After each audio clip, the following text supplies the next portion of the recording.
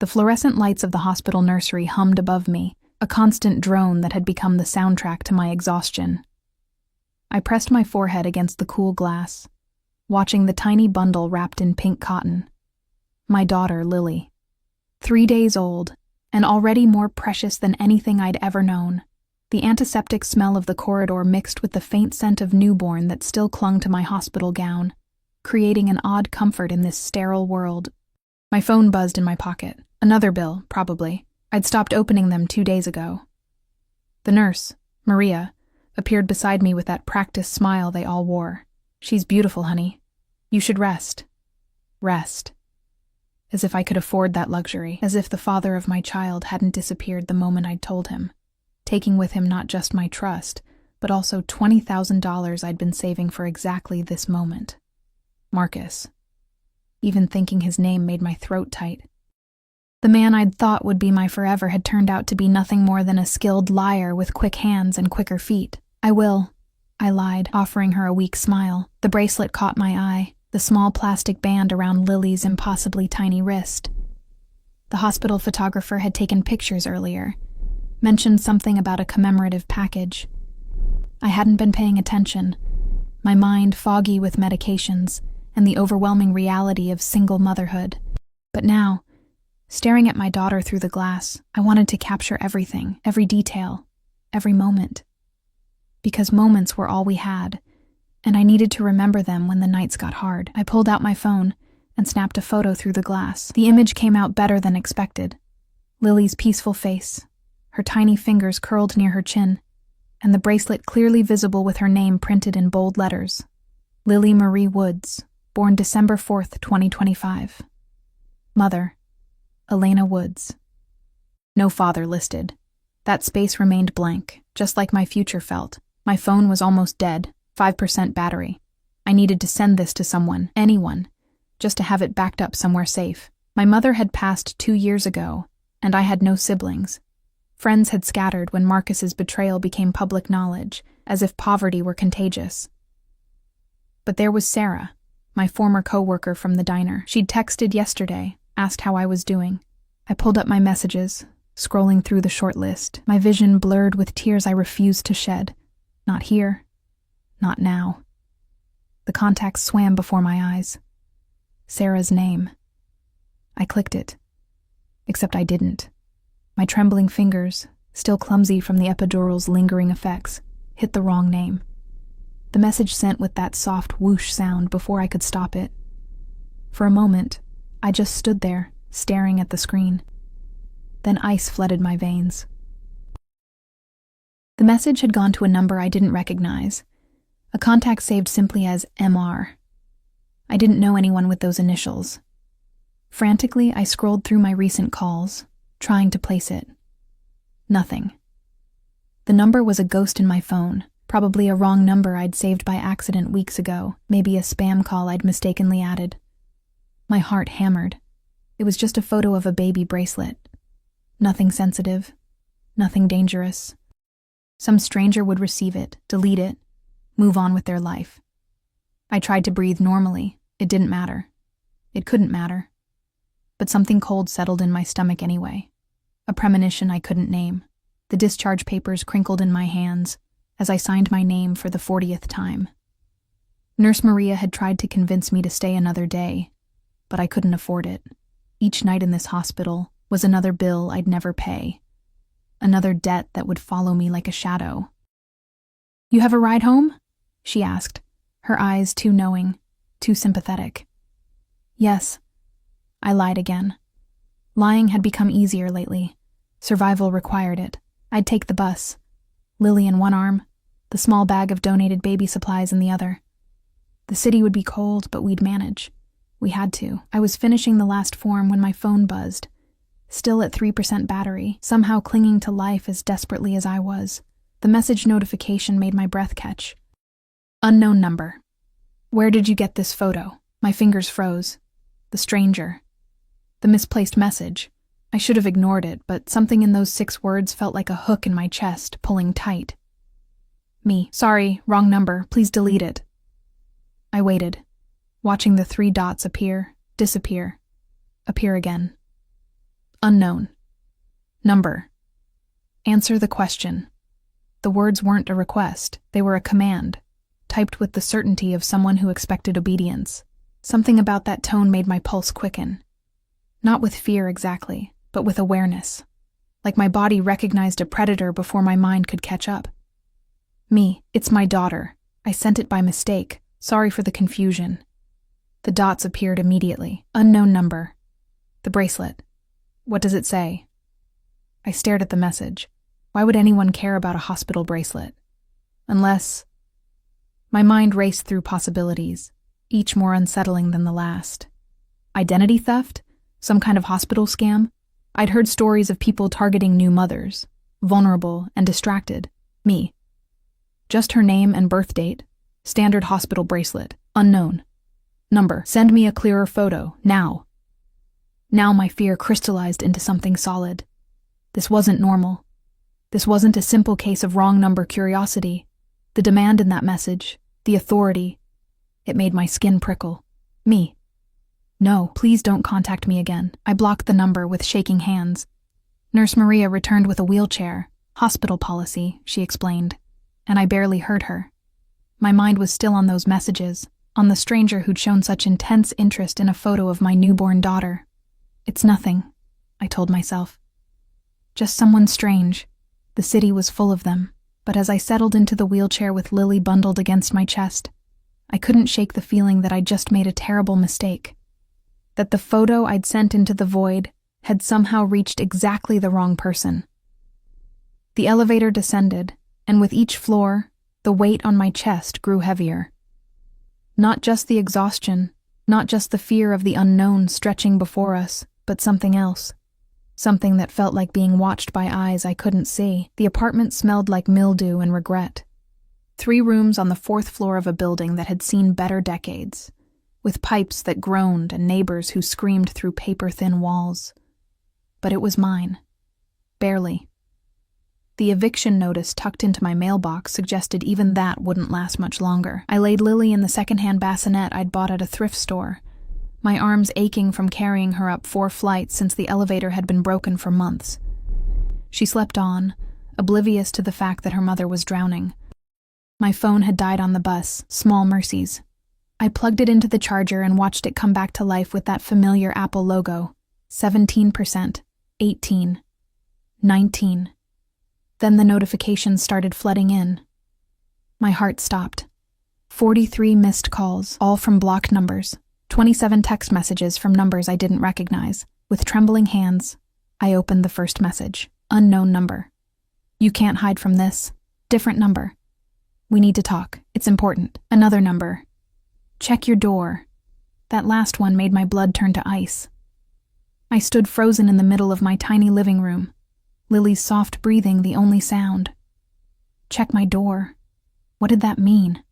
I crept toward the door, my socks silent on the worn carpet. Through the peephole, the hallway was empty. But when I looked down, my breath caught. A white envelope lay on my doormat. Thick, expensive paper. The kind that didn't belong in a building like this. I shouldn't open it. Every instinct screamed at me to call the police, to grab Lily and run. But run where? I had nowhere to go. No one to call. And what would I even tell them? Someone sent me mysterious texts? My fingers worked the lock, the chain, the deadbolt. I opened the door just enough to snatch the envelope and slam it shut again, all 3 locks clicking back into place. The envelope was heavy.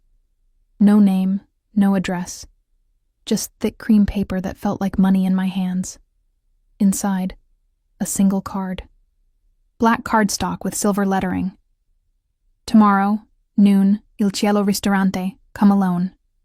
And below it, a single initial, R. My legs gave out.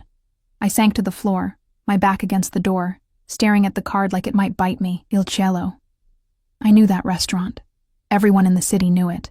The kind of place where reservations required a month's notice, and my entire year's salary wouldn't cover a single meal. The kind of place where powerful people made deals that never saw daylight. This couldn't be about a wrong number photo. This was something else. Something I'd stumbled into without meaning to. Lily whimpered from her bassinet, and I scrambled to my feet, shoving the card into my pocket. I lifted my daughter into my arms, pressing her warm weight against my chest like a talisman against the cold fear spreading through my veins. "It's okay, baby," I whispered into her downy hair. "We're okay." But we weren't. I could feel it in my bones, that same premonition from the hospital, now fully formed into certainty. The photo I'd sent hadn't just reached the wrong person.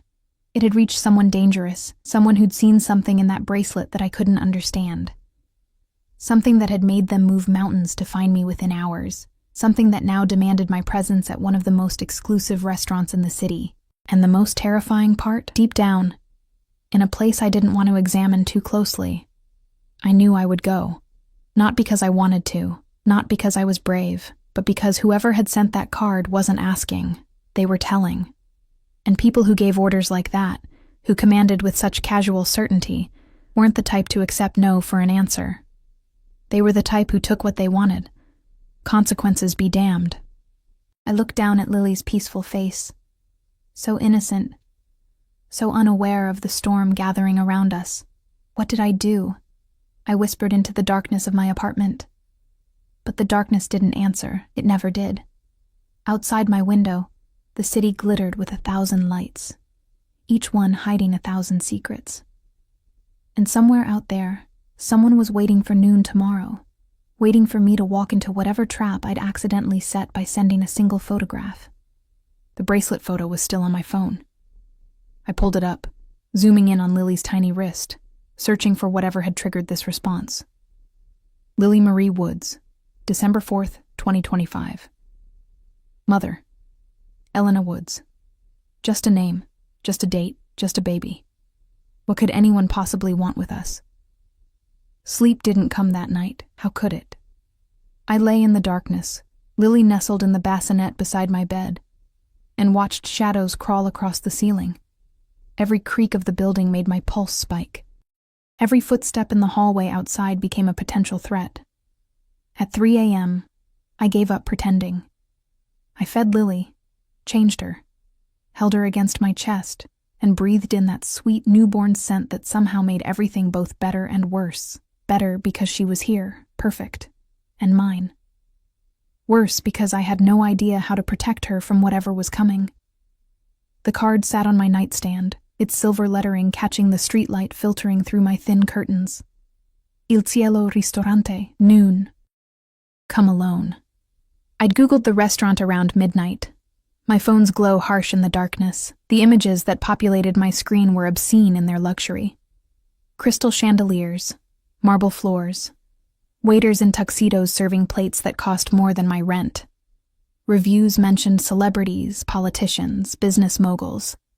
One article called it, "Where Power Dines in the City," not the kind of place for a broke single mother in bargain store jeans.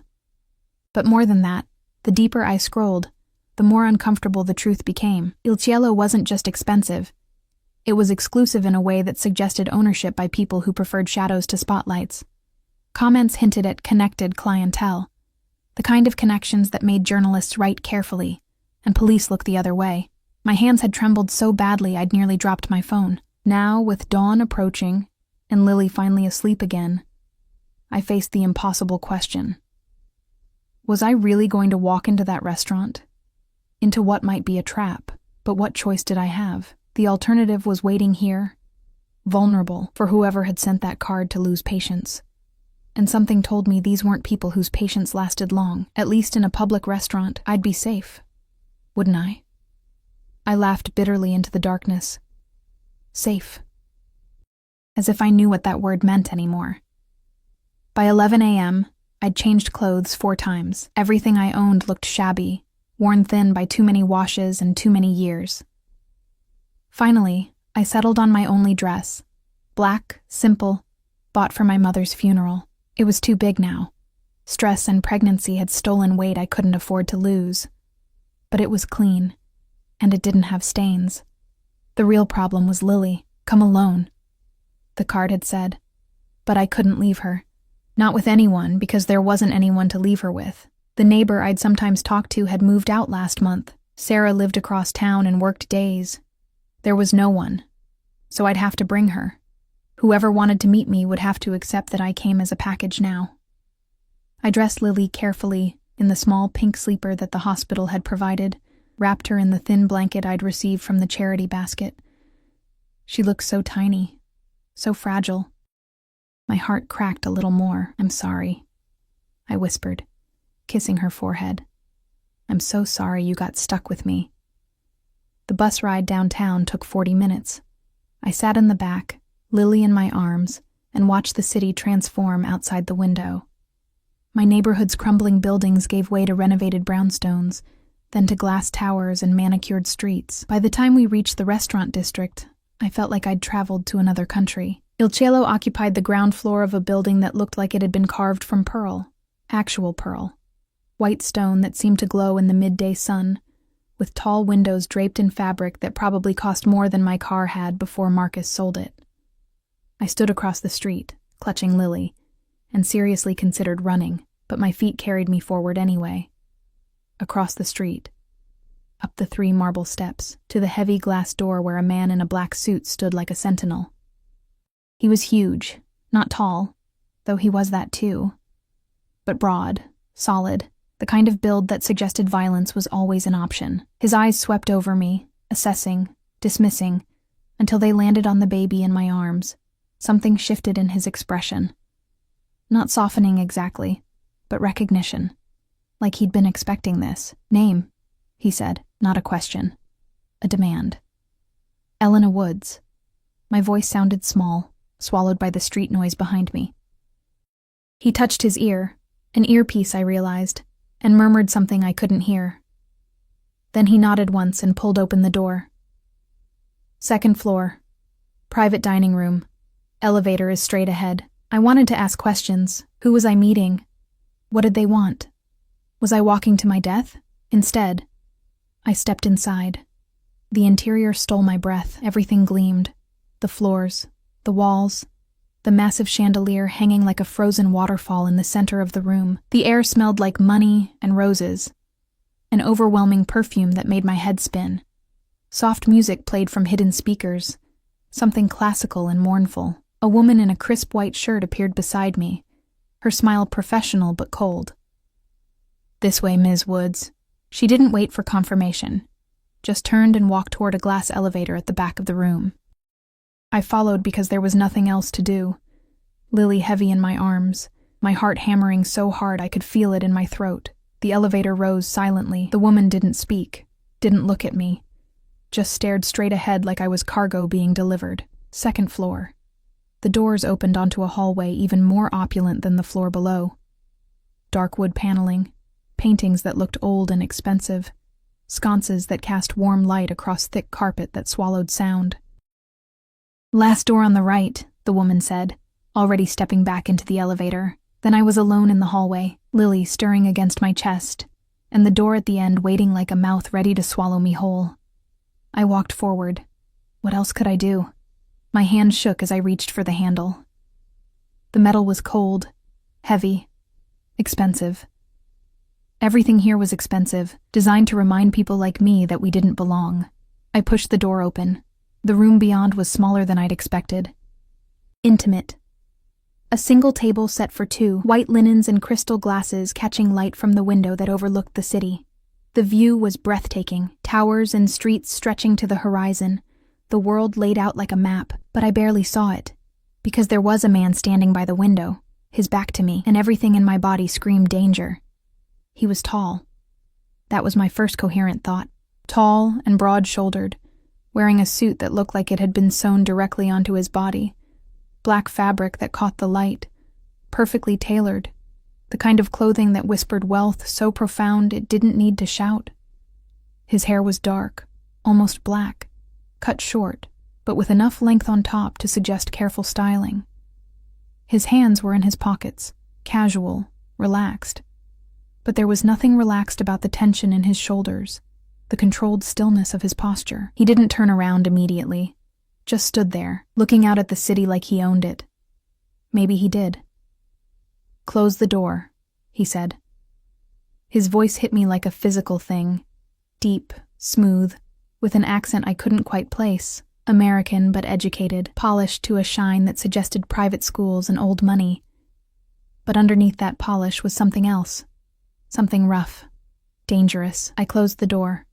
The click sounded too loud in the quiet room. Lily chose that moment to whimper, a small sound of distress.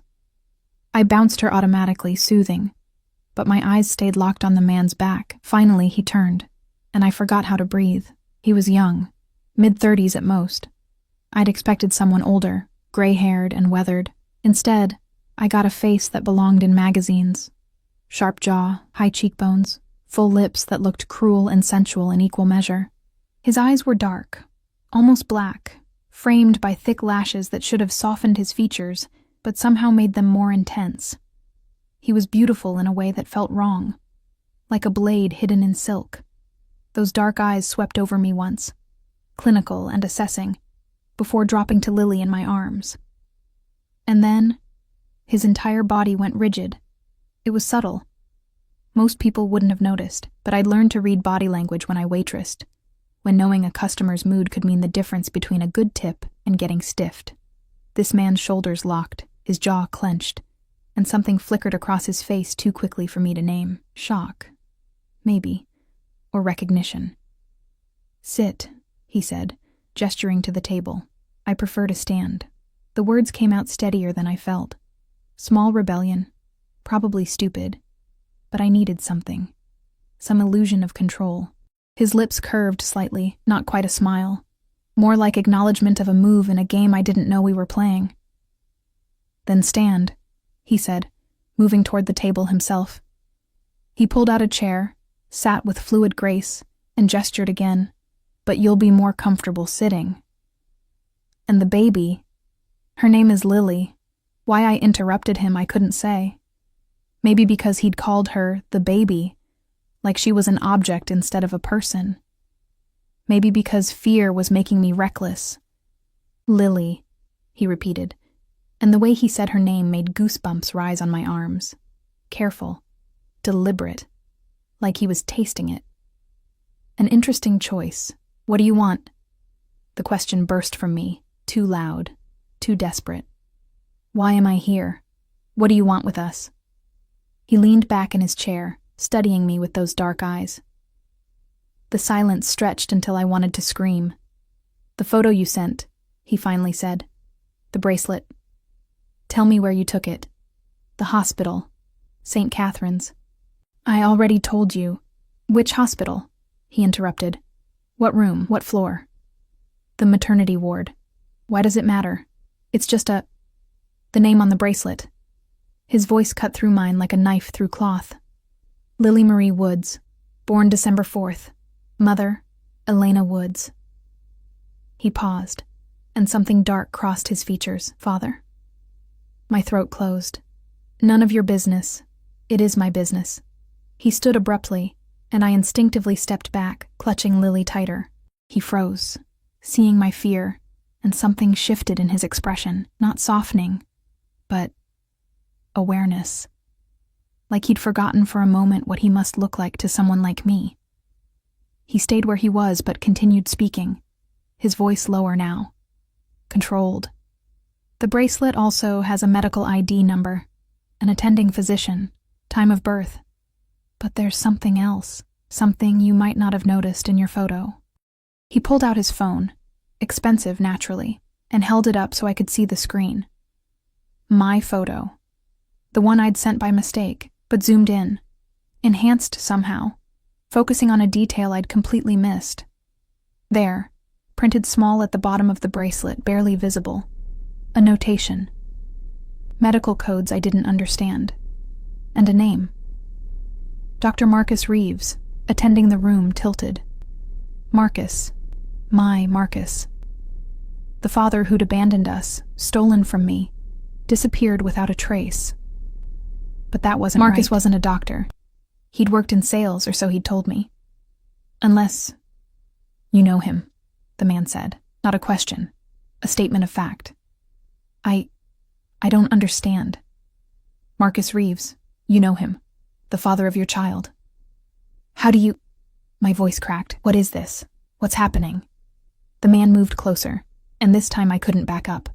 The wall was behind me, solid and unforgiving. He stopped a few feet away, close enough that I could smell him, expensive cologne mixing with something else, something darker. Smoke and leather and threat. Marcus Reeves, he said softly, dangerously, stole from me 3 months ago. $2 million, cash, disappeared without a trace. His eyes bore into mine, and now I find out he has a child. With you. The world narrowed to a pinpoint. $2 million. Marcus had stolen $2 million from this man who screamed danger from every pore, who commanded rooms and made people obey with a single word. I didn't know, I whispered. I swear I didn't know. He left me. Took my savings and disappeared. I haven't seen him since you got pregnant. Yes. And you expect me to believe that's coincidence? It's the truth. My voice rose, desperation making me loud. Lily fussed, startled, and I immediately lowered my tone, rocking her automatically. Please. I don't know anything about stolen money. I don't know where he is. I'm just trying to survive. The man stared at me for a long moment. Then his eyes dropped to Lily again, and that strange expression returned. Hunger. Longing. Something I couldn't name. What's your middle name? He asked abruptly. What? Your middle name. What is it? I don't have one. Why, your mother's maiden name? Rossi. The word came out automatically, confusion overwhelming caution. Maria Rossi. Why are you asking me this? He went very still. Dangerously still. And when he spoke again, his voice was barely above a whisper. Marie. You named her Marie. It was my mother's name. She died 2 years ago, and I stopped, seeing his face. What is it? But he didn't answer. Just stood there, staring at Lily like she was a ghost made flesh. And somewhere in the back of my mind, pieces started connecting. Pieces that didn't make sense, but couldn't be coincidence. The initial on the card. R. My mother's name, Rossi. The way he looked at my daughter with something that went beyond interest into obsession. Who are you? I breathed. He looked up at me, and for the first time, I saw something break through that controlled mask. Something raw. My name, he said quietly, is Dante Rossi. Rossi. My mother's maiden name, my daughter's middle name, and suddenly, impossibly, I understood why a photograph of a hospital bracelet had made this man tear apart the city to find me. He thought Lily was his. The world tilted sideways. I gripped Lily tighter, my knuckles white against her pink blanket, trying to process what I'd just heard. Rossi, I repeated, my voice hollow. That's a common Italian name. My mother was Maria Rossi, born in Florence, moved to this city in 1995. Dante's voice was steady, but his eyes blazed. She had a brother, Antonio. My father. No. My mother never mentioned a brother, but even as I said it, doubt crept in. My mother had been private about her past, always changing the subject when I asked about Italy, about family left behind. I'd assumed it was grief, the pain of leaving her homeland, but what if it was something else? She wouldn't have. Dante moved to the window again, his back to me, shoulders tight with tension. Antonio, my father. He made choices that respectable people don't associate with.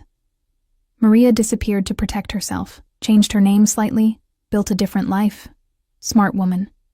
You're saying my mother was... I couldn't finish the sentence, couldn't voice what he was implying. Running from my world. Yes. He turned back to face me, and the intensity in his gaze made my stomach clench, which means your family, distant, but family. And that child. He gestured to Lily. That child carries Rossi blood. But Marcus is her father, not you. Not Marcus Reeves doesn't exist. The words were flat, final. It's an alias. A fake identity he used to get close to people in my organization. He played you, Elena, used you to get information, money, access. Then he vanished. The room spun. I reached for the chair, needing support, and this time Dante moved quickly to steady me. His hand on my elbow was firm, warm through the thin fabric of my dress. The touch sent electricity up my arm, fear mixed with something I didn't want to examine. "Sit," he said again, softer this time. "Please." I sat because my legs wouldn't hold me anymore. Lily squirmed, and I adjusted her against my chest, my mind racing through every conversation with Marcus, every moment we'd shared. Had all of it been lies? Every kiss? Every whispered promise? Every night he'd held me? "I loved him," I whispered, hating how broken I sounded. He counted on that. Dante sat across from me, leaning forward with his elbows on his knees. Close. Too close. I could see the flecks of gold in his dark eyes, the faint scar along his jawline. That's what he does. Finds vulnerable women, makes them fall in love, uses them. "You're not the first." The words should have hurt more, but I'd already bled out over Marcus's betrayal. Now I just felt numb. "So what do you want from me?" I asked. "I can't help you find him. I don't know where he is." I know. Dante's gaze dropped to Lily again, and that hunger returned. "But you have something else, something more valuable." Dread pooled in my stomach. "What?" "Her." He nodded toward my daughter. "She's family, Elena. Rossi blood. In my world, that means protection, obligation. She's..." He stopped, jaw clenching. "She's mine to protect now. She's mine," I corrected sharply. Maternal instinct overriding fear. "Not yours. Not anyone's. Mine." Something flashed across his face. "Or respect. Approval, maybe." "Yes," he agreed. "She's yours. But that doesn't change what she is, what you both are now." He stood, pacing to the window and back, restless energy barely contained. Marcus stole from me, humiliated me, made me look weak in front of people who only respect strength. I need to find him. And you... He pointed at me. "You're the key. I told you, I don't know where. He'll come back." Dante's voice was certain. Men like Marcus, they always come back. Maybe for money, maybe for leverage. But he'll resurface eventually, and when he does, I need you where I can reach you, where I can protect you. Protect me? I laughed bitterly. Or use me as bait. Both. He didn't even try to lie. "You're in danger, Elena. The moment that bracelet photo reached me, other people knew I was looking for you. People who work for me, yes, but also people who work against me. Marcus made enemies beyond just me. If they think you can lead them to him, they'll come for you. For her." Terror spiked through me. "You're trying to scare me. I'm telling you the truth." He crouched in front of my chair, bringing himself to eye level. Up close, he was devastating, beautiful and terrible all at once. "You can go home to your apartment with the broken elevator and the eviction notice. You can pretend this conversation never happened, but eventually someone will knock on your door. And they won't be as patient as I am." "Patient?" My voice cracked. "You threatened me. Sent your people to find me. Dragged me here. I invited you here." His eyes held mine. "If I'd wanted to drag you, Elena, you never would have made it onto that bus. You'd have woken up somewhere secure with no choices at all. I gave you a choice. I'm still giving you one." "What choice?" "Come with me. Let me keep you safe. Both of you." He glanced at Lily, and something in his expression softened. "I have resources, properties, security, everything you need. You'd want for nothing." "In exchange for what? Being your prisoner?" "My guest." But the word felt like a lie. "Until Marcus resurfaces. Until I get back what he took from me. Then you're free to go." I wanted to laugh. Wanted to scream. This man, this dangerous, beautiful man who claimed to be my cousin, who looked at my daughter like she was precious beyond measure, was offering me a gilded cage. "And if I refuse?" His jaw tightened. "Then I'll have someone watch your building. Follow you. Make sure no one else gets to you first. You'll live your life knowing you're being monitored every second."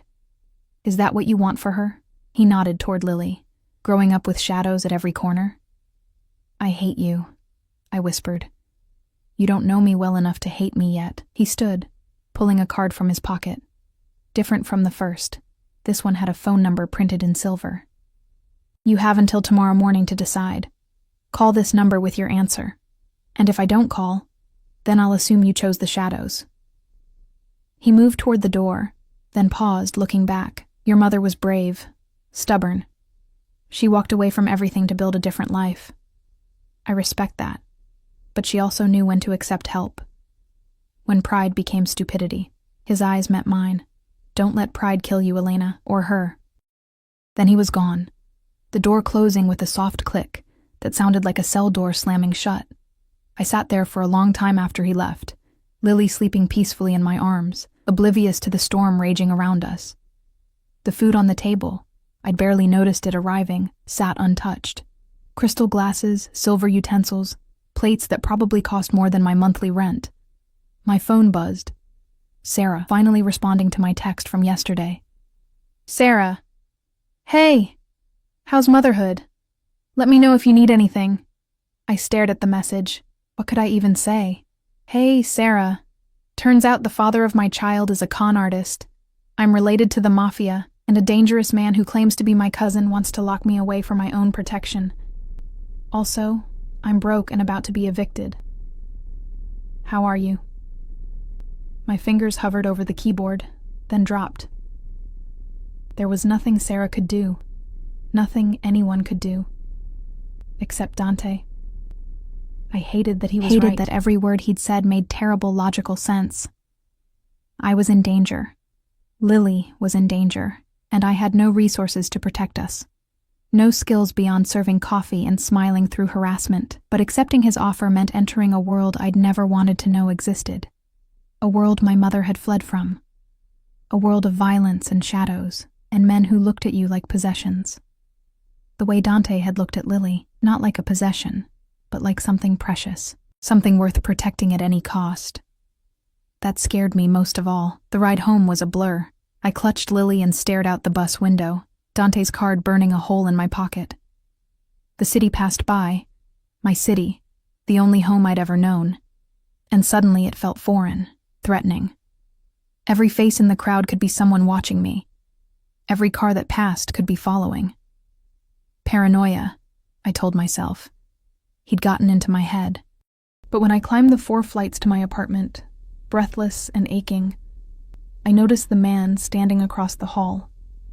Suit, earpiece, eyes that tracked my every movement. "Good afternoon, Ms. Woods," he said politely. I didn't respond, just fumbled with my keys and practically fell through my door, slamming it shut and engaging all 3 locks. My hands shook so badly it took 2 tries. Shadows at every corner, Dante had said. He hadn't been exaggerating. I put Lily in her bassinet and moved to the window.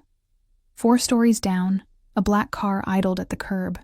Tinted windows, expensive, watching. They were already here, already surrounding me. My phone rang, and I nearly jumped out of my skin. Unknown number. I almost didn't answer, but something made me. Hello? Elena. Dante's voice, smooth and dark. You've noticed my people. You're having me watched, accusation and fear mixed in my tone. I told you I would, for your protection. This isn't protection. It's surveillance. It's both. A pause. Have you made your decision? You said I had until morning. I did, but I'm impatient. I could hear the smile in his voice, and I think you've already decided. You're just fighting yourself about it. He was right. God help me, he was right. Because as much as I wanted to refuse, as much as I wanted to cling to my independence and my pride, I couldn't. Not with Lily depending on me. Not when the alternative was this. Trapped in my crumbling apartment with strangers watching my every move, waiting for Marcus or his enemies to come calling. At least with Dante, I knew the threat. Could see it clearly. If I agree, I said slowly, I need guarantees. Name them. Lily's safety, above everything else. Whatever happens, whatever you need from me, she stays safe. Done. What else? I'm not a prisoner. If I want to leave eventually, I can. Silence on his end. Long enough that I thought he might refuse. When Marcus is found and dealt with, he finally said. When the threat is neutralized, then yes, you can leave. You have my word. The word of a... I stopped myself, but he laughed darkly. Say it, Elena. The word of a criminal? A monster? Yes, but I keep my promises, especially to family. Family. That word again. Was that what we were? Or was it just another manipulation? One more thing, I said. You don't touch her. You don't hurt her. Ever. I would never. His voice turned sharp, almost offended. She's a baby, an innocent. You think I'd. He cut himself off, breathing carefully. When he spoke again, his tone was controlled. You have my word on that too. She's safe with me. Safer than she'll be anywhere else. I looked at Lily, sleeping peacefully, tiny fists curled near her face, 3 days old and already caught in a nightmare. Okay, I whispered. Okay, I'll come with you. Smart girl. Satisfaction colored his words. Pack what you need. Someone will pick you up in an hour. An hour? I just got home. Every minute you're in that apartment, you're vulnerable. 1 hour, Elena. Be ready. He hung up before I could argue. I stood there, phone in hand, staring at Lily. What had I just agreed to? What kind of life was I condemning us to? But the alternative was worse. I started packing. True to his word, exactly 1 hour later, there was a knock on my door. I opened it to find a woman this time, tall, elegant, wearing a tailored suit that screamed money. Her dark hair was pulled back severely, and her eyes were cool but not unkind as they swept over me and the single duffel bag at my feet. Ms. Woods, I'm Katerina. I'll be escorting you to Mr. Rossi's residence. Mr. Rossi. So formal, so distant, as if we hadn't sat across from each other a few hours ago, as if he hadn't looked at my daughter with desperate hunger. Is it far? I asked, lifting the bag. Lily was strapped to my chest in the carrier I'd bought secondhand, fast asleep against my heart. 40 minutes. The car is downstairs. Katerina took my bag without asking, then paused. It will be all right, Ms. Woods. Mr. Rossi takes care of his own. His own. Was that what I was now? The car was exactly what I'd expected. Black, sleek, windows so dark I couldn't see inside until the driver opened the door. Leather seats, quiet engine. The kind of vehicle that cost more than most people made in a year. I slid inside, Katerina following. The door closed with an expensive thunk, sealing us in climate-controlled silence. We pulled away from my building, from my life, from everything familiar. I watched through the tinted window as my neighborhood disappeared, replaced by progressively nicer streets, bigger houses, wider spaces between buildings. Where are we going? I asked after 20 minutes of silence. Mr. Rossi's primary residence, estate property, very secure. You'll have your own suite, complete privacy. Katerina's tone was professional, detached. Anything you need, staff will provide. Just ask. Staff. Of course there was staff. And Dante, Mr. Rossi, where will he be? In the main house. But he keeps irregular hours. You may not see him often. I wasn't sure if that was reassuring or disappointing. Both, maybe. The city gave way to suburbs, then to something beyond suburbs. Estates hidden behind walls and gates. Properties that stretched for acres. Old money territory. The kind of place where people like me only existed to serve. Finally, we turned down a private road, approaching gates that looked like they belonged to a fortress. Tall iron bars, security cameras, a guardhouse with 2 men who nodded as we passed. The drive beyond was lined with trees. Old growth, carefully maintained. And at the end of it, a house that stole my breath. Mansion didn't cover it. This was something else. Stone and glass, modern architecture blended with classical elements, sprawling across manicured grounds that seemed to stretch forever. Lights glowed from dozens of windows, warm against the evening darkness. Welcome home, Ms. Woods, Katerina said as the car stopped at the front entrance. But as I stepped out, Lily warm against my chest and stared up at the beautiful prison I'd agreed to enter, I couldn't shake the feeling that I'd just made a deal with the devil, and the devil was waiting for me somewhere inside those walls, watching, planning, ready to collect on the bargain we'd struck. The interior of the house was even more overwhelming than the exterior. Katerina led me through a foyer with marble floors and a chandelier that looked like crystallized starlight, down a hallway lined with art that probably belonged in museums, past rooms I only glimpsed, a library, a sitting room, something that might have been a ballroom. Your suite is in the east wing, Katerina explained, her heels clicking against the floor. Mr. Rossi thought you'd prefer privacy and quiet for the baby.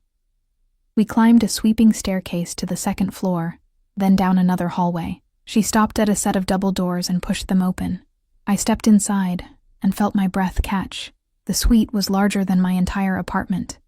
A sitting area with plush furniture faced a fireplace. Beyond that, a bedroom with a bed so big it looked ridiculous, dressed in linens that probably had a thread count higher than my credit score. And to the side, my throat tightened, a fully equipped nursery. "We had it prepared this afternoon," Katerina said, noticing my stare. Mr. Rossi was very specific about the requirements. "Everything is new, top of the line. If anything is missing, let me know." I walked toward the nursery on numb legs. A crib that looked like furniture from a palace. A changing table stocked with diapers, wipes, creams, more supplies than I'd had in 3 days of motherhood. Shelves with blankets, clothes in various sizes, toys for stages of development Lily wouldn't reach for months. "This is too much," I whispered. "Mr. Rossi doesn't do things halfway." Katerina set my duffel bag on a bench at the foot of the bed. "There are clothes in the closet for you as well. We estimated sizes, but adjustments can be made.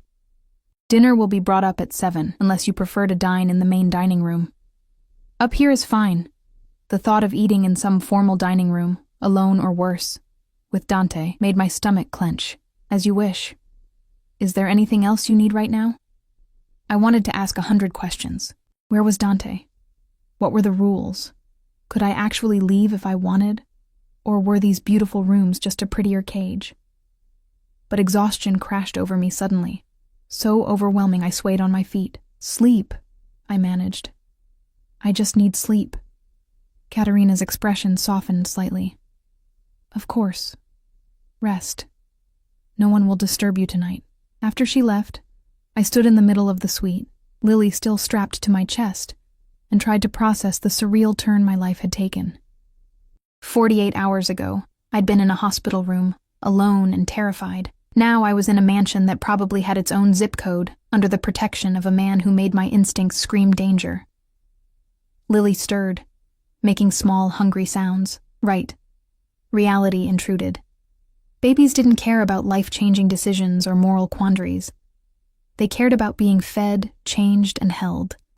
I settled into the obscenely comfortable armchair in the nursery and fed her, staring out the window at grounds lit by subtle landscape lighting. Somewhere out there were guards, cameras, systems designed to keep the world out. Or keep us in. I woke to sunlight streaming through curtains I didn't remember closing and a moment of complete disorientation. Wrong bed, wrong room, wrong everything. Then memory crashed back and I bolted upright, panic spiking. Lily. But she was fine, sleeping peacefully in the crib beside the bed. Someone, Katerina probably, had moved her at some point during the night without waking me. The realization that strangers had entered my room while I slept should have terrified me. Instead, I just felt grateful that I'd gotten rest. A knock sounded at the door. Soft. Careful. "Come in," I called, my voice rough from sleep. Katerina entered carrying a tray. The smell of coffee hit me first. Real coffee, the expensive kind, followed by the scent of fresh bread and fruit. "Good morning, Ms. Woods. I thought you might be hungry." I was. Ravenous, actually. I couldn't remember the last real meal I'd eaten. She set the tray on a small table near the window, then turned to me with that same professional expression. "Mr. Rossi would like to see you this morning, at your convenience. He's in his office on the first floor." My stomach tightened. "When?" "Whenever you're ready. There's no rush." But something in her tone suggested there was always a rush with Dante. "I can watch the baby if you'd like." Every maternal instinct rebelled at the idea. "No. Thank you, but no. I'll bring her with me." Katerina nodded like she'd expected that answer. "Of course. I'll let Mr. Rossi know you'll come down after breakfast." After she left, I ate mechanically, barely tasting the food that was probably incredible. My mind was already spinning ahead, preparing for whatever conversation awaited me. What did Dante want? What new demands would he make? I dressed in clothes from the closet. Jeans that fit perfectly. A soft sweater that probably cost more than my old car. Everything was my size. My style even. He'd been thorough. Disturbingly thorough. With Lily fed, changed, and nestled in my arms, I made my way downstairs. A young man in a dark suit appeared seemingly from nowhere to guide me, leading me through the maze of hallways to a door near the back of the house. He knocked once, then opened it. "Ms. Woods, sir." "Thank you, Marco." Dante's voice, rich and dark. I stepped inside, and the door closed behind me with a soft click. The office was different from what I'd expected. Not cold and corporate, but lived in, comfortable, dark wood shelves lined with books that looked actually read, not just decorative. A massive desk dominated one side of the room, but Dante wasn't sitting behind it. Instead, he stood near the window, wearing dark slacks and a white shirt with the sleeves rolled up, revealing forearms that suggested he did more than just give orders. He turned when I entered, and I hated the way my breath caught. He was just a man. Beautiful, yes. Dangerous, absolutely. But just a man. Except he wasn't. The way he moved, the way he commanded space, there was nothing ordinary about Dante Rossi. His eyes went immediately to Lily, that same hungry look flashing across his face before he controlled it. "You slept well?" "Yes." I stayed near the door, needing the escape route visible. "You wanted to see me?" "I wanted to make sure you had everything you needed, that you're comfortable." "I'm as comfortable as someone in my situation can be." A hint of a smile. "Fair." He moved toward his desk, putting distance between us. Giving me space, I realized. I also wanted to explain how things will work here. "You mean the rules of my imprisonment?" "The parameters of your stay," he corrected smoothly. "You're free to move about the house and grounds as you wish. The staff will accommodate any requests. You're not a prisoner, Elena. Just closely monitored. Protected." His jaw tightened slightly. "There's a difference." "Is there?" I challenged, some reckless part of me pushing.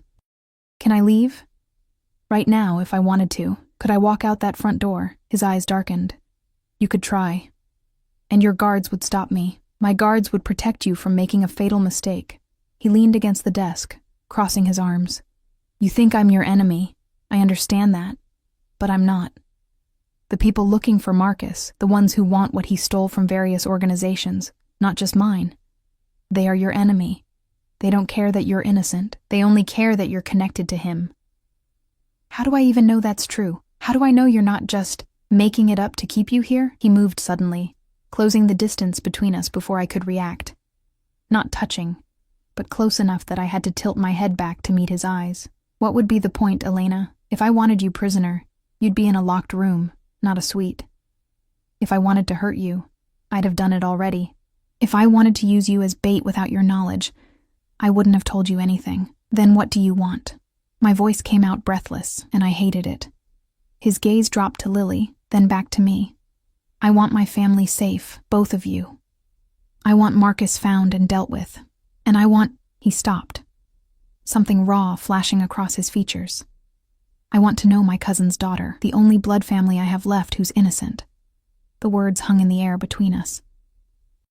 I wanted to mock them, to call him a liar, but there was something in his expression, some loneliness that mirrored my own, that made me pause.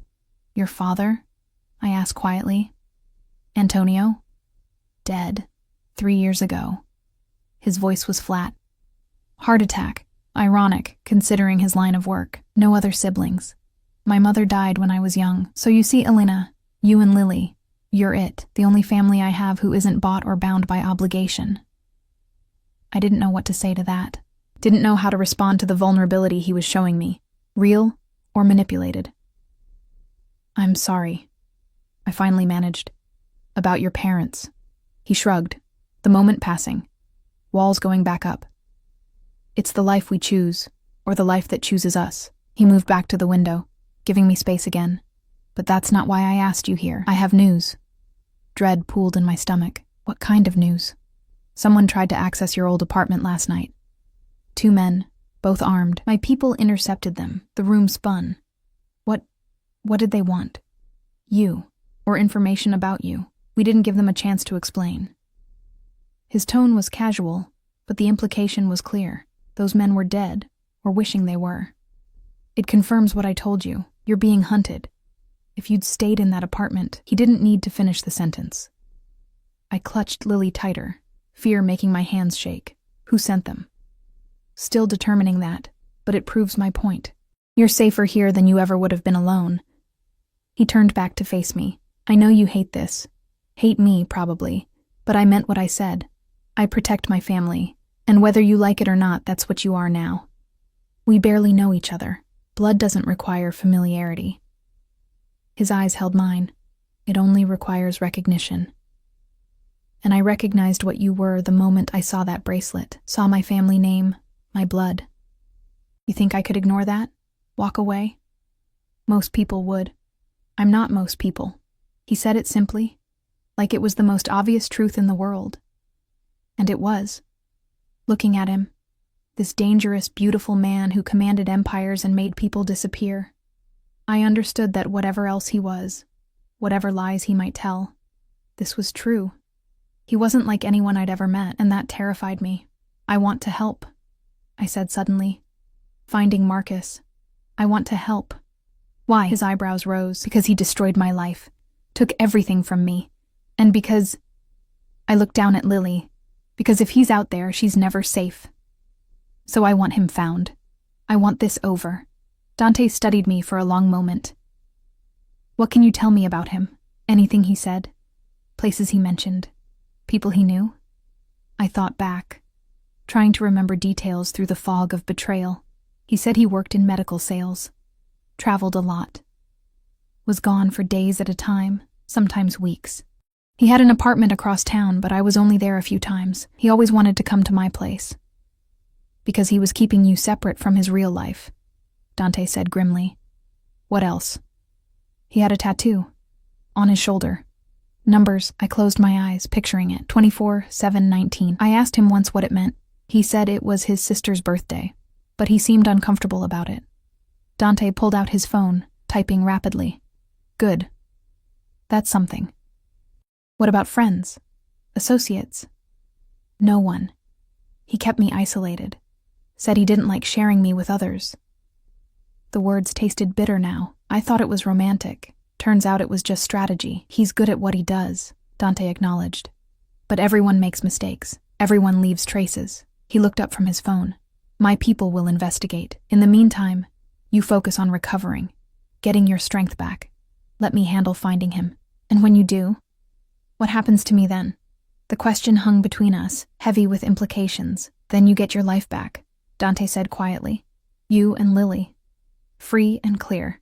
That's the deal. You make it sound simple. It is simple.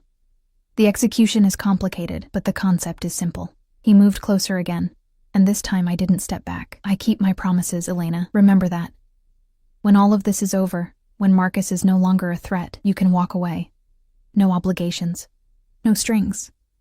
And if I want to stay in touch, the words surprised me as much as they seemed to surprise him. If I decide that maybe Lily should know her family, something blazed in his eyes. Hope, maybe. Or hunger. Then I would like that very much, he said softly. More than you know. The days blurred together. Lily grew stronger, more alert, her eyes focusing on the world around her. I recovered from the birth, my body slowly remembering what it felt like to not be exhausted to the bone. The staff was attentive but not intrusive, appearing when needed, vanishing when not. And Dante. Dante was everywhere and nowhere. I'd see him in the hallway sometimes, always surrounded by men in suits, always on his phone, always moving. He'd nod in acknowledgement, but we didn't speak. Other times, I'd come down to breakfast and find him already there, reading the paper, drinking espresso. He'd look up, our eyes would meet, and something would pass between us. Something I didn't want to name. A week into my stay, I found him in the library late at night. I'd been unable to sleep, Lily finally resting after hours of fussiness, and had wandered downstairs hoping to find something to read. He was sitting in a leather chair near the fireplace, a glass of amber liquid in his hand, staring into the flames. He looked different in this light, softer somehow, younger, the harsh edges smoothed by shadow and fire. Can't sleep? He asked without looking at me. How did you know I was here?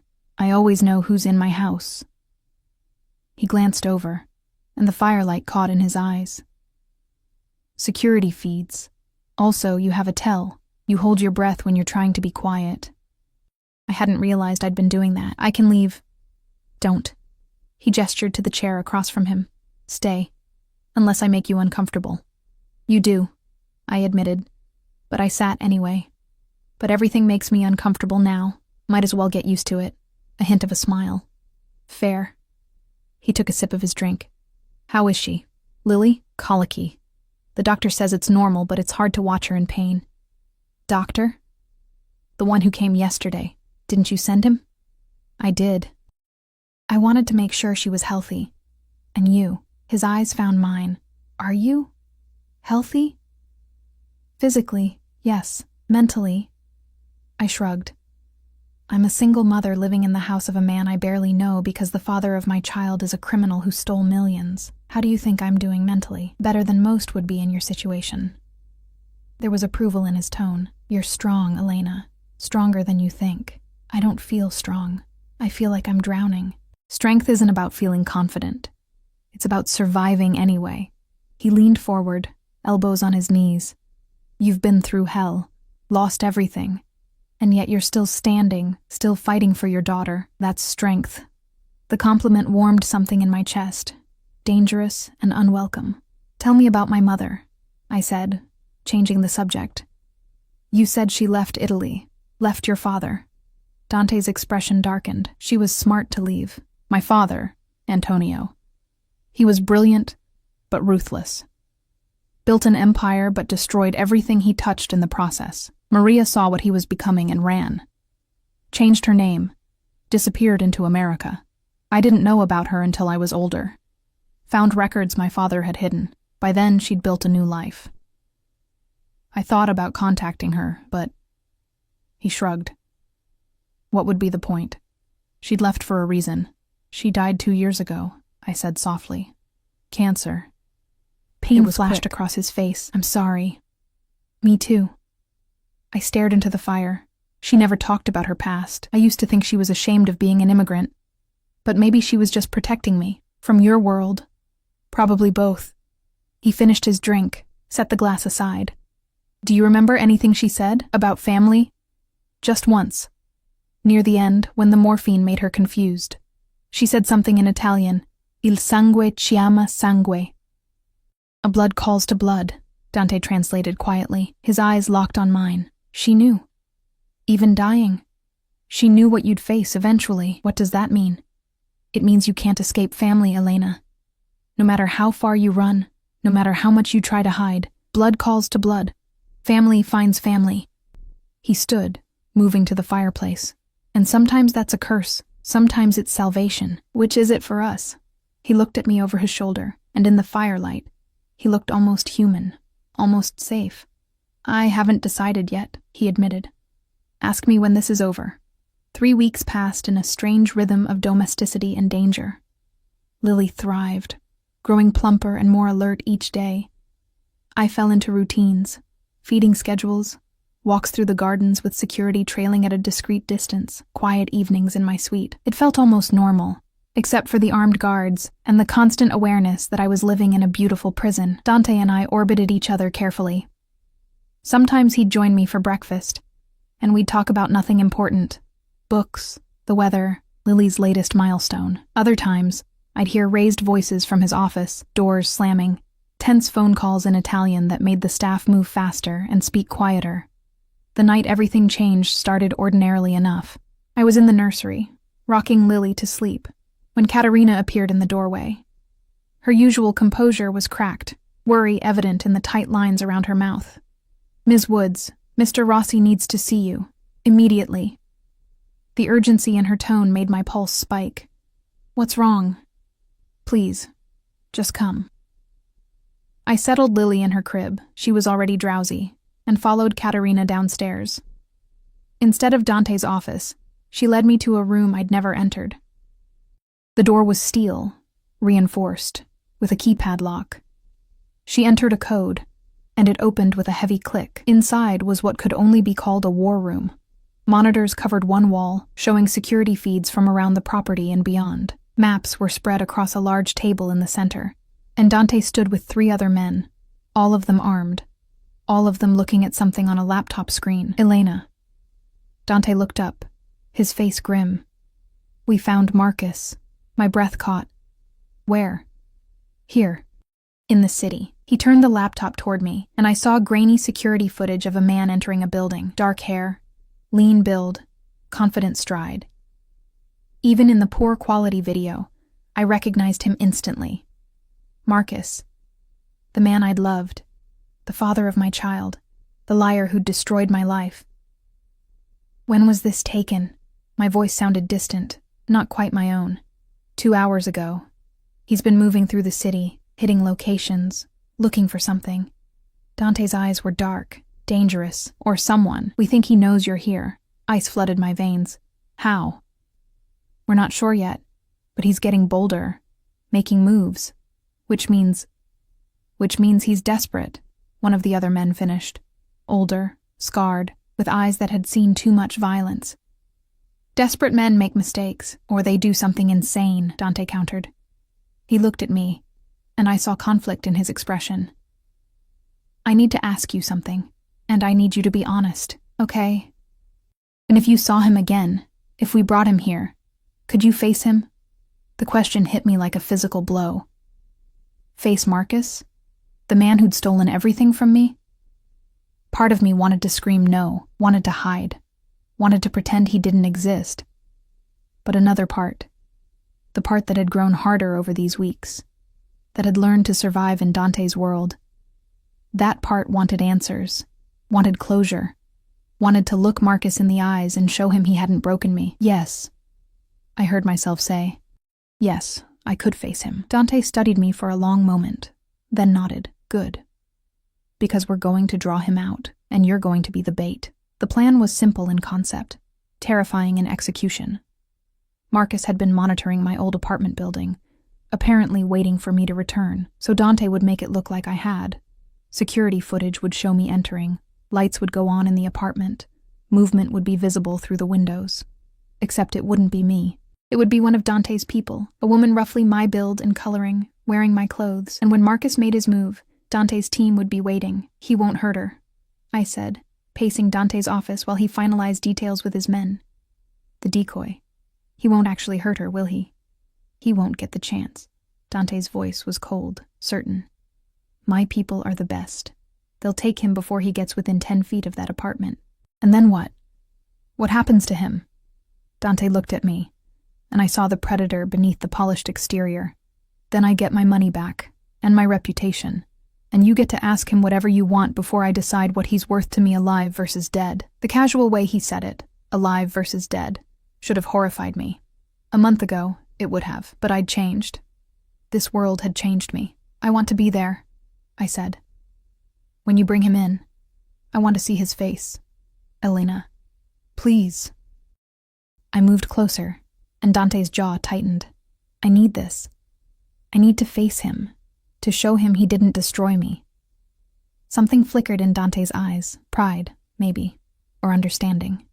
"All right," he agreed quietly. "But you stay behind my men. You don't approach him until I say it's safe. Understood?" "Understood." They set the trap that night. I watched from the war room as the decoy entered my old building. Security feeds tracking her every movement. She was good. Moved like me. Held herself like someone exhausted and defeated. If I hadn't known it was a fake, I might have believed it myself. Dante stood beside me, his presence solid and somehow reassuring despite everything. His men were positioned throughout the building and on surrounding rooftops. Every exit was covered, every angle accounted for. "He'll come," Dante said, more to himself than to me. "His ego won't let him stay away." And Dante was right. At 11:47 p.m., movement on one of the exterior cameras caught my attention. A figure in dark clothing, face obscured by a hood, approaching from the east. He moved with practiced ease, avoiding the main entrance, heading for the fire escape I'd used 100 times when the elevator was broken. "That's him," I breathed. Dante was already on his radio, giving quiet orders. On the screens, I watched his men adjust positions, tightening the net. Marcus reached the fire escape and started climbing. 4th floor, my old apartment. He was so confident, so certain this would work. He had no idea he was walking into a trap. The decoy moved away from the window at Dante's signal, Marcus reached the apartment's fire escape window, the one with the broken lock I'd never gotten fixed, and jimmied it open with practiced ease. He'd done this before, I realized with sick certainty, probably while I was at work, going through my things, stealing my money, planning his escape. He climbed through the window, and the trap snapped shut. I couldn't see what happened inside the apartment. No cameras there, but I heard it through the radio. Shouts, a brief scuffle, then silence. "Target secured," one of Dante's men reported. "No injuries. Bringing him in." Dante looked at me. "Ready?" I nodded, not trusting my voice. They brought Marcus to a room in the basement I hadn't known existed. Concrete walls, bare bulb lighting, a chair bolted to the floor where they'd secured him. His hood was off now, revealing the face I'd once loved. Still handsome, still confident, even zip-tied to a chair with 4 armed men surrounding him. He looked up when we entered, and I watched recognition flash across his features, then shock, then calculation. Elena. His voice was exactly as I remembered. Smooth, warm, the voice that had whispered promises in the dark. Thank God. "These men, they've kidnapped me, you have to—" "Don't." The word came out harder than I'd intended. "Don't insult my intelligence. Not anymore." His expression shifted, masks falling away until I saw the truth underneath. Cold. Calculating. Nothing like the man I'd thought I knew. "So, you figured it out," he said casually. "Or did Rossi tell you? Either way, impressive. I didn't think you had it in you." The words were meant to hurt, to make me feel small. But instead, I felt something else. Power. Clarity. "You stole from me," I said quietly. "Lied to me. Used me, and you left me pregnant and alone. Business, sweetheart. Nothing personal." He shrugged as much as his restraints allowed. "You were a means to an end, a way to get information on Rossi's operations. The pregnancy was unfortunate timing." Beside me, Dante went very still. Dangerous still. "Unfortunate," I repeated. "You think my daughter, your daughter, is unfortunate?" "I think she's a complication I don't need." Marcus's eyes flicked to Dante. "But maybe Rossi disagrees. After all, he's been taking such good care of you both, hasn't he? Playing the noble protector. Did he tell you why he's really keeping you around?" "Careful," Dante warned, his voice lethal. But Marcus laughed. "She deserves to know the truth, don't you think? About family, about blood, about why a man like you would suddenly care about a random woman and her bastard child." "Marcus," I started, but he cut me off. "He's not protecting you out of kindness, Elena. He's using you. Just like I did. Because that baby," he nodded toward me, "that baby might be mine, but she's also Rossi's blood, his cousin's daughter. And in his world, blood is currency. Family is power. You think he gives a damn about you? He cares about what you represent, about having an heir to his empire who's innocent, malleable, who can be shaped." Dante moved faster than I could track. One moment he was beside me, the next his hand was around Marcus's throat, lifting him in the chair slightly off the ground. "You don't know anything about what I care about," Dante said softly, dangerously. "You never did. That's why you failed. Why you'll always fail." He released Marcus, who gasped for air and turned to me. "Elena, everything he's saying is manipulation, trying to drive a wedge between us. Don't listen to him." "But is he right?" I asked, my voice shaking. "About why you're helping me. About Lily being currency." Dante's jaw clenched. "Initially, maybe. When I first saw that bracelet, saw Rossi blood, yes. I thought about legacy, about family, about not being alone." He moved closer, his eyes intense. "But that was before I knew you, before I saw how you fought for her, how you've survived despite everything, before I realized that you're not just blood relation. You're family in every way that matters." "Pretty words," Marcus sneered. "But we both know how this ends, don't we, Rossi? You get your money back, kill me, and keep Elena trapped here forever, because letting her go means losing control, and you can't stand that. You're wrong." Dante's voice was quiet, but absolute. "Elena stays or goes as she chooses, always has been her choice. Then let her choose now, Marcus challenged. Let her walk out that door, right now, with the baby. No guards, no threats. See what she does. The room went silent. All eyes turned to me. My heart hammered against my ribs. Fear and confusion and anger swirling into a toxic mix. Could I leave? Just walk away from all of this? The danger, the luxury, the complicated man who'd become something I couldn't quite name? I looked at Marcus, the man I'd once loved and felt nothing but disgust. Then I looked at Dante, the man I'd feared, and saw something else, something real beneath the danger. No, I said quietly. No? He's got Marcus you that brainwashed bitterly. already? No, I repeated, stronger this time. I'm not leaving. Not because Dante's forcing me to stay, but because I choose to. Because you're still out there, still a threat, and here. I gestured to the room, to Dante, to everything. Here we're safe. Lily is safe. And when you're dealt with, when the threat is gone, then I'll decide what comes next, on my terms. Pride blazed in Dante's eyes. Marcus's face twisted with rage. You stupid! Where's the money? Dante cut him off, all business now. 2 million. Where is it? Marcus smiled, ugly and mean. Gone. Spent. Invested. You'll never see it again. Then you're worthless to me alive. Dante pulled out his phone, typed something. My people found your accounts. Offshore. Encrypted. Very clever. Unfortunately for you, my people are more clever. He showed Marcus the screen. Empty now. Every cent. And it's sitting in my accounts as we speak. The color drained from Marcus's face. You can't. That's impossible. Nothing's impossible with the right resources. Dante pocketed his phone. So here's how this works. You've stolen from multiple organizations, including mine. You've used and manipulated innocent people. You've threatened my family. All of that adds up to a death sentence in my world. You can't kill me. Marcus's confidence cracked. Elena won't let you. She's not like us. She still has morals, conscience. She also has a daughter to protect, Dante interrupted. And you're a threat to that daughter, so what happens next isn't about revenge or justice. It's about elimination of risk. He looked at me. Elena, last chance. If you want him to live, for whatever reason, because he's Lily's biological father, because you still feel something, speak now. I'll send him away. Far away. He'll never bother you again. I stared at Marcus, this man who'd held me, kissed me, promised me forever. This man who'd stolen my money, my trust, my sense of safety. This man whose daughter slept upstairs, innocent and perfect, and deserving of so much better than him. Do what you need to do, I heard myself say.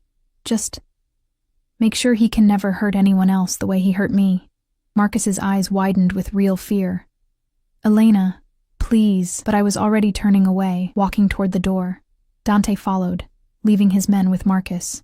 Behind us, I heard pleading turn to threats, turn to sobbing. I didn't look back. Upstairs, in the quiet luxury of my suite, I stood in the nursery doorway watching Lily sleep. So peaceful, so innocent. She'd never know her biological father. Would probably grow up thinking of Dante as family, uncle, protector, something more complicated than words could capture. Are you all right? Dante's voice came from behind me. Quiet, careful. I don't know, I admitted. Am I supposed to feel guilty, sad? I just sentenced a man to death. You chose to protect your daughter. There's no guilt in that.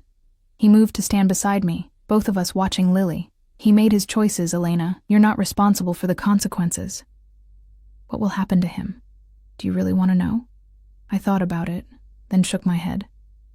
No, I just want him gone. Out of our lives. Forever. He will be. Dante turned to face me. And then you're free. You can stay, Like you I can promised. go. It's your choice. No obligations. What if I don't want to be free? The words came out before I could stop them. What if I've gotten used to this, to feeling safe, to having family even if it's complicated? His eyes darkened with something I couldn't name.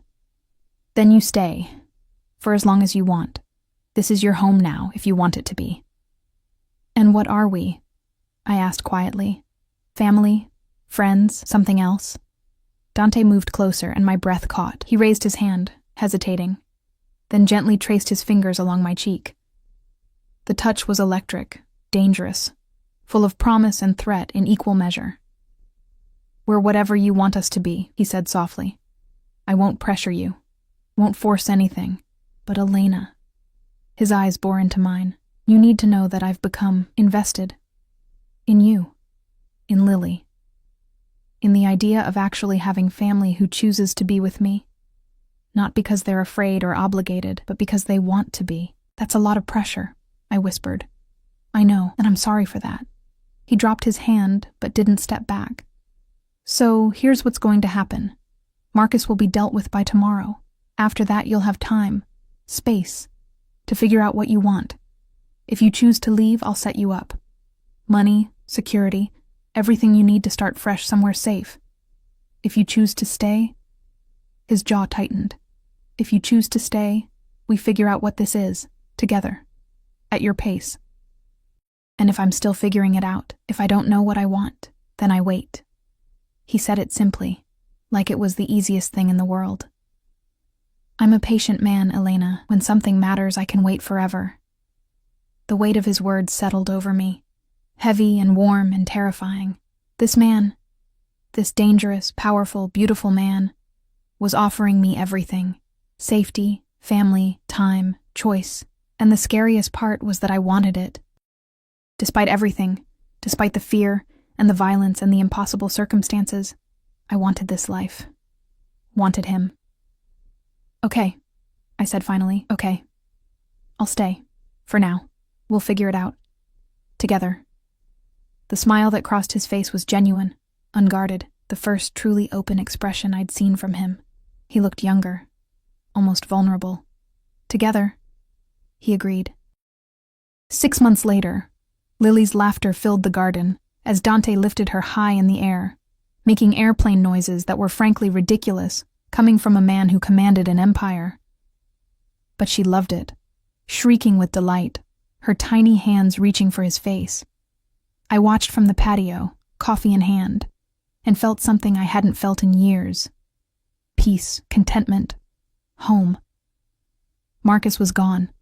I didn't know the details, didn't want to know, just knew that the threat had been eliminated, permanently. In the aftermath, I'd waited for guilt that never came. Instead, I felt only relief. Dante had kept his promise about giving me space. We'd spent months learning each other, meals together, conversations that stretched into early morning, moments of comfortable silence.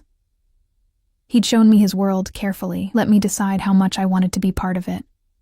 And I'd surprised both of us by wanting more than I'd expected. I'd started helping with the legitimate parts of his business. He had investments, properties, companies that operated in the light. Turns out waitressing had taught me about people, about reading situations, skills that translated well. Dante valued my input, listened to my ideas. We'd become partners, in business and slowly, carefully, in other ways. He'd never pushed, never demanded. But there were moments, brushed hands, long looks, tension that hummed between us, that promised something more when we were both ready. Lily had become the center of both our worlds. Dante doted on her with fierce protectiveness that should have been alarming but somehow felt right. He'd be in a meeting with dangerous men, then drop everything when she cried. Would hold her for hours, speaking Italian softly, teaching her words she was too young to understand. She called him Tete, her attempt at Dante, and he wore it like a crown. She's going to be spoiled rotten, I called out, as he spun her in circles. That's the plan, he called back, grinning, genuinely happy. Only the best for Principessa, my princess, our princess. Caterina appeared beside me with more coffee, her professional mask slipping into something like warmth. Mr. Rossi has been different since you arrived. Lighter, more human. Is that good or bad in your world? I asked. Good. She smiled. Very good. A man who remembers his humanity makes better decisions than one who only remembers power. After she left, I set down my coffee and walked to Dante. Lily reached for me immediately, and I took her, settling her on my hip. "We need to talk," I said. Concern flashed across Dante's face. About? About this. Us. What we're doing. I took a breath. I know we said we'd take time, figure things out. But Dante, it's been 6 months, and I think I figured it out. His body went tense. And I'm scared, I admitted. Terrified, actually. Because I didn't expect this. Didn't expect to care about you. Didn't expect to want this life, this family, this us. Elena. But I do, I continued. I care about you. More than I should, probably. More than is smart. And I want this. Want us. Want to actually try. Not just exist in this limbo. For a moment, he just stared at me. Then his hand came up to cup my face, thumb tracing my cheekbone with devastating gentleness. "You're sure?" His voice was rough. "Because once we cross this line, I won't be able to go back. Won't be able to pretend I don't want everything with you." "I'm sure." And I was. Despite the fear, despite the complications, despite everything. "Are you?" His answer was a kiss, careful at first, mindful of Lily between us, then deeper as I shifted her to one arm and pulled him closer with the other. It was promise and claiming and homecoming all at once. When we broke apart, both breathless, Lily was patting both our faces like she was trying to figure out what just happened. "So," I said, smiling despite myself, "what now?" Dante grinned. That rare, genuine expression that transformed his face. "Now we live. We build. We raise her together." He touched Lily's cheek gently, and we figure out the rest as we go. "That simple? That complicated," he corrected. "You're worth it. She's worth it." His eyes met mine. "This, whatever this becomes, is worth everything." And standing there in the garden, sun warm on our faces, Lily babbling happily between us, I realized he was right. It wouldn't be simple, wouldn't be conventional, but it would be ours. Blood had called to blood, just like my mother had said, but more than that, something deeper had taken root. Choice. Trust. Family built not just on genetics, but on decision, on showing up, on choosing each other every day. "I love you," I said suddenly. The words felt right, true, despite how terrifying they were to say. Dante's eyes widened, then softened with emotion so raw it took my breath away. "Ti amo, Elena," he whispered back. "You and Lily both. My family. Finally." Lily chose that moment to sneeze directly in Dante's face, breaking the moment into laughter. He didn't even flinch, just wiped his face and kissed her forehead. "Welcome to parenthood," I teased. "Best decision I never made," he replied, pulling us both close. And there, wrapped in the arms of a man I'd feared and learned to love, holding the daughter who'd saved us both, I finally understood what home meant. Not a place. Not safety. Not even happiness. Home was choice, and every day, despite everything, I chose this. I chose him.